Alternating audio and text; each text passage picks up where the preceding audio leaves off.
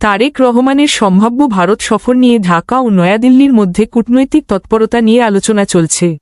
সফরের সম্ভাব্য সময় এবং দুই দেশের শীর্ষ পর্যায়ের বৈঠকে কি কি বিষয় উঠে আসতে পারে তা নিয়েও তৈরি হয়েছে আগ্রহ। মূল আলোচনায় যাওয়ার আগে আমাদের চ্যানেলে নতুন হয়ে থাকলে সাবস্ক্রাইব করবেন এবং ভিডিওটি ভালো লাগলে লাইক ও কমেন্টে আপনার মতামত জানাবেন। এখন শুরু করা যাক। এর মধ্যেই বাংলাদেশ ভারত সম্পর্কের ভবিষ্যৎ নিয়ে গুরুত্বপূর্ণ একটি বার্তা দিয়েছেন ভারতের পররাষ্ট্রমন্ত্রী এস জয়শঙ্কর।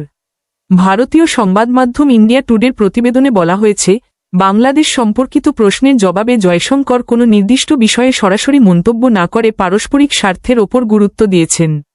তার বক্তব্য অনুযায়ী, একটি দেশের সঙ্গে আরেকটি দেশের সম্পর্ক তখনই টেকসই হয় যখন দুই পক্ষই নিজেদের স্বার্থের পাশাপাশি একে অপরের স্বার্থকে গুরুত্ব দেয়।